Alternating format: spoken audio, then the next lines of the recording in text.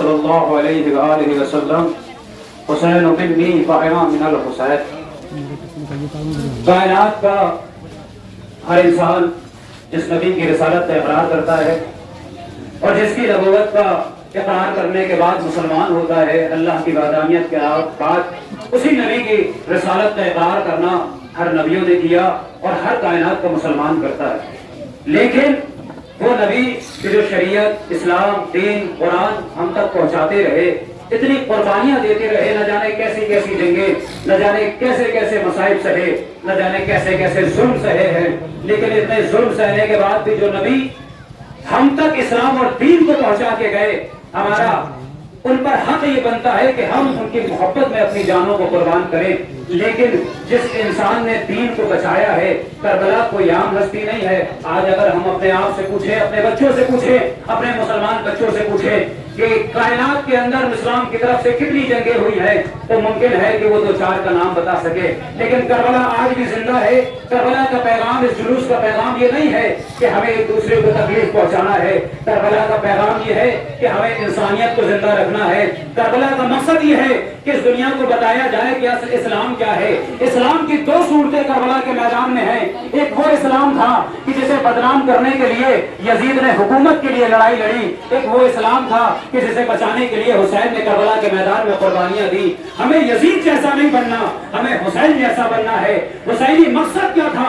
حسینی مقصد یہ تھا کہ جو اسلام نبی لے کے آئے ہیں وہ اسلام زندہ رہے، جو اسلام نبی لے کے آئے ہیں اس اسلام کو حیات ملے، جو قرآن نبی لے کے آئے ہیں اس قرآن پر لوگوں کا ایمان رہے۔ آج کائنات کے اندر آپ دیکھیں کہ نہ جانے کتنے ایسے مسلمان ہیں جو شکلی اشتہار میں تو مسلمان بن گئے ہیں، جو تکبیر کا نعرہ لگا کر، اللہ اکبر کا نعرہ لگا کر ظلم کرتے ہیں، کبھی بچوں پر ظلم کیا کرتے ہیں، کبھی مظلوموں پر ظلم کیا کرتے ہیں، جن کی وجہ سے اسلام کی صورت کو بدنام کر دیا گیا ہے۔ کائنات کا ہر یہ انسان کہتا ہے کہ یہ مسلمان ایسے ہوتے ہیں۔ نہیں عزیزوں، ہمیں سیکھنا چاہیے کربلا سے۔ کربلا قتل کرنے کا نام ہے نہیں ہے، کربلا یاد ہے، کربلا نام ہے اس شے کا کہ ہم قتل ہونے کے بعد اسلام کو بچانے والے ہیں۔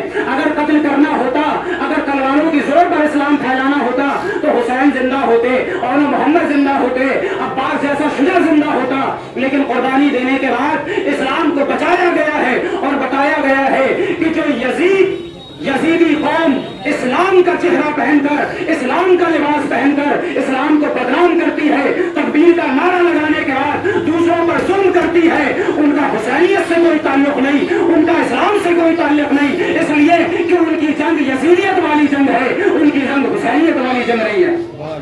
یہ ہمیں اور آپ کو سمجھنا چاہیے اور ہمیں کربلا کے اس واقعے کو عام کرنا چاہیے۔ کربلا میسج کیا دیتی ہے؟ کربلا پیغام کیا دیتی ہے؟ کربلا انسانیت کو زندہ کرتی ہے۔ کربلا انسانیت صرف مسلمانوں کے دل میں نہیں بلکہ کائنات کے ہر اس انسان کو دیکھیے جس کا ضمیر زندہ ہے، وہ کربلا کو یاد کرتا ہے، وہ حسین کو یاد کرتا ہے۔ گرو نانک کون ہے؟ مسلمان نہیں ہے، لیکن گرو نانک یہ کہتے ہیں کہ میں نے جو حسین کو محسوس کیا ہے، کائنات میں شاید ہی کسی نے اسے ایسے محسوس کیا ہو۔ ان کے شیشے نے پوچھا کہ یہ حسین کون ہے؟ یہ تو مسلمانوں کے رہبر ہیں، یہ تو نبی کے نواسر ہیں، آپ کیوں مان رہے ہیں؟ تو انہوں نے پڑھ کر جواب دیا کہ اگر میں تم سے کہوں کہ تم جا کر اپنی بہن سے شادی کرو، اپنی ماں سے شادی کرو، تو اس نے پڑھ کر کہا کہ میرا ضمیر اس بات کی گواہی نہیں دیتا کہ میں اپنی بہن سے شادی کروں۔ کہا اسی ضمیر کا نام حسین ہے، اسی ضمیر کا نام حسین ہے۔ اسلام کو بدنام کرتے ہوئے یزید نے یہ سوچا کہ سارے رشتوں کو تہوناس کر دیا جائے، سارے رشتوں کی آبرو کو مٹا دیا جائے، بہنوں کی عزتوں کو مٹا دیا جائے، لیکن حسین نے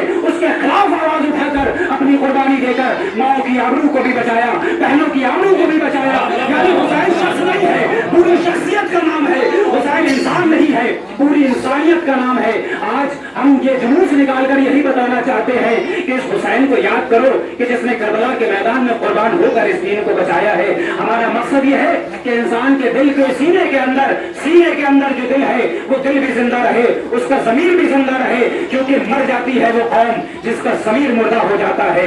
حسین کے نام سے اپنے ضمیر کو زندہ کرے، رسول کے نام سے اپنے ضمیر کو زندہ کرے، خدا کے نام سے اپنے ضمیر کو زندہ کرے، کہ جب روز محشر آپ سے سوال کیا جائے کہ تم کون سے اسلام کے ماننے والے ہو، تو خدا سے کہو ہم اسی اسلام کے ماننے والے ہیں جو قرآن تو نے بھیجا ہے، جو نبی تو نے ہمارے درمیان بھیجا ہے، جو رحمت تو نے ہمارے درمیان بھیجے ہیں، वो कौम तबाह हो जाती है जो हुकूमत की वजह से लड़ती है, वो कौम आबाद हो जाती है जो इस्लाम के लिए लड़ती है। क्योंकि इस्लामी मकसद किसी को तकलीफ पहुंचाना नहीं है, इस्लामी मकसद है इंसानियत का फैलाना, इस्लामी मकसद है रिश्तों की आबरू को बचाना, इस्लामी मकसद होता है कि आपसी इख्तलाफ को खत्म कर लेना।